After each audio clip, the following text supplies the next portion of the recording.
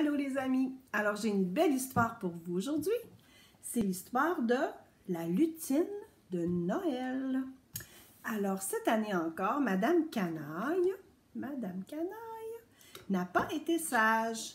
Le Père Noël n'arrive pas à croire à toutes ces bêtises et décide d'envoyer une lutine de Noël l'observer de plus près. Mais cette fois, Madame Canaille a un plan pour recevoir un cadeau de Noël.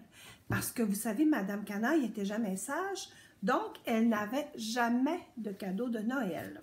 Alors, que va-t-il se passer cette année? Tout le monde était très occupé au pôle Nord.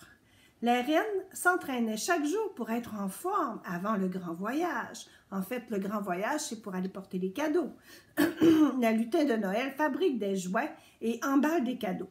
Et le Père Noël était occupé à vérifier sa liste des enfants sages et des personnes sages. Alors, vous voyez, tout le monde est super occupé. Une liste qui pointait qui avait été gentil et qui avait été pas gentil. Une liste qui disait qui allait recevoir un cadeau de Noël et qui n'en aurait pas. Et pour être sûr de ne rien oublier, le Père Noël écrivit tout ceci dans un grand livre. Un très gros livre. Alors voilà. Le Père Noël est un joyeux personnage, d'une grande générosité, puis il est toujours gentil. C'est pourquoi il est très compréhensif, même si les enfants sont un petit peu pas gentils, ben, il va quand même leur donner un cadeau de Noël. Il faut être vraiment, vraiment pas fin pour qu'il trace une croix rouge devant ton nom dans son grand livre.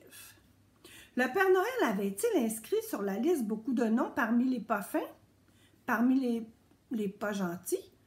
Eh bien non, il n'avait marqué qu'un seul nom d'une croix rouge dans son énorme livre. Et à ton avis, de qui s'agit-il? De Madame Canaille, évidemment. Oh, c'est triste, hein, Madame Canaille? Elle est tellement pas gentille. Regarde, le Père Noël, il n'est pas content quand tu regardes ça. Pas gentille, Madame Canaille. Puis là, ben, jusqu'ici, elle n'aurait pas de cadeau de Noël. Le niveau de méchanceté de Madame Canaille était tel que le Père Noël avait du mal à y croire. C'est pas possible.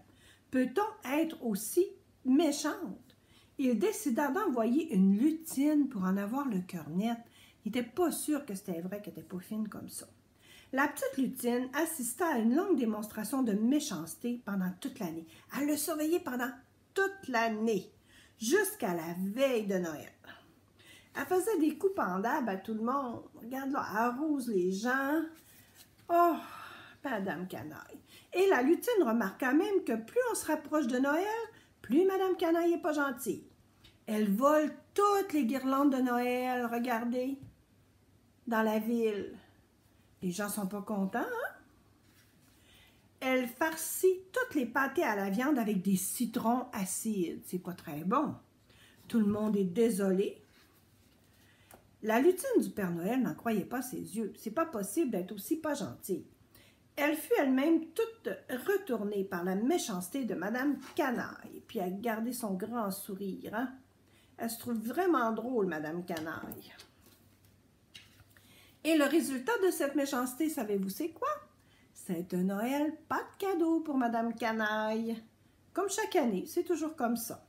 Le Père Noël n'avait pas visité sa maison une seule fois. Cependant, Madame Canaille avait un plan pour changer ça. Elle avait une idée. Un plan raisonnable aurait été d'être plus gentille, naturellement. Mais c'est pas ça le plan de Madame Canaille, hein, vous savez bien. Elle n'en avait pas du tout l'intention d'être plus gentille. Regardez-la. Quel est son plan? On va voir. Ça ne te surprendra pas d'apprendre que son plan prévoyait encore plus de méchanceté. Juste avant Noël, elle s'envole pour le pôle Nord. Elle était suivie par sa lutine. Elle ne sait pas là, que la petite lutine la suit tout le temps. La petite lutine est inquiète. Hein? Elle se dit, mon Dieu, qu'est-ce qu'elle va faire cette année?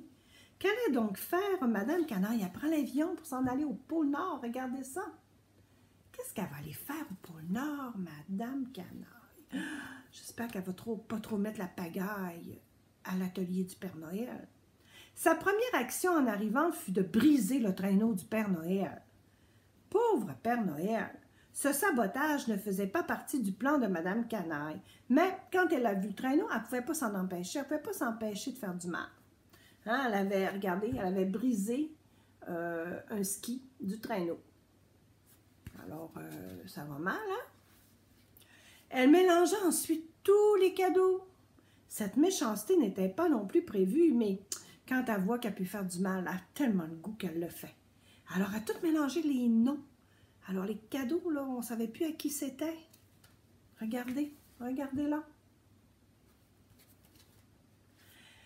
Heureusement, les lutins parvinrent à réparer le traîneau, puis à tout démêler les cadeaux des enfants. Cette nuit-là, Madame Canaille se glissa dans la pièce où le Père Noël gardait son grand livre. Et ça faisait partie de son plan. Son plan, vous savez-vous, c'était quoi? Elle voulait enlever la croix rouge de sur son nom pour que le Père Noël lui livre un cadeau. Alors, il fallait qu'elle efface la croix rouge. Elle riait en soulevant la couverture de l'énorme livre du Père Noël. Oh, ça allait être facile. Elle pensait que ça allait être très, très facile. Regardez là. Mais regardez la grosseur du livre. Je pense qu'elle va avoir un petit problème. C'était pas facile du tout, car c'était un très, très gros livre. Et c'était une très longue liste de noms. Imaginez tous les noms qu'il y avait là-dedans. Il y avait sûrement ton nom aussi. Mais toi, tu n'avais pas une croix rouge sur ton nom, je suis certaine. Tu as été un enfant sage, puis tu as eu un beau cadeau à Noël, c'est sûr. Madame Canaille parcourut la première page du doigt. Elle ne voyait pas son nom dans la première page. Elle tourne la page, toujours pas de Madame Canaille. Mais là, il y en a beaucoup des pages, hein? Elle tourna les pages les unes après les autres et lut encore et encore. Ça allait lui prendre du temps, extrêmement beaucoup de temps. Regardez la grosseur du livre. Comment ça va se passer? Alors, elle reste à lire les noms. Elle continue. La lutine de Madame Canaille la regardait tourner les pages quand une pensée lui vint à l'esprit. Celle-ci la rapporta au Père Noël qui se dit qu'elle avait peut-être raison. Ils ont eu une idée, le Père Noël puis la lutine. Alors, ils laissèrent Madame Canaille faire ses recherches. Ça lui prit vraiment longtemps là, de faire des recherches. Hein? C'est sûr, ce grand livre-là, trouver son nom dans ce grand livre-là, c'était très, très long. Mais ça y a pris tellement de temps. Vous ne pouvez pas imaginer combien de temps ça va lui prendre. Ça va lui prendre toute l'année. Alors, Noël va être passé, puis elle est encore en train de chercher son nom. Ça lui a pris une année entière à tourner toutes les pages. Enfin, à la veille du Noël de l'année d'après, elle trouve son nom. Là, elle dit « Enfin, j'ai trouvé mon nom! » Alors, elle met un trait vert dessus en voulant dire que oui, Madame Canaille peut avoir un cadeau. En effet, dit le Père Noël qui surgit pour tracer un trait vert devant son nom.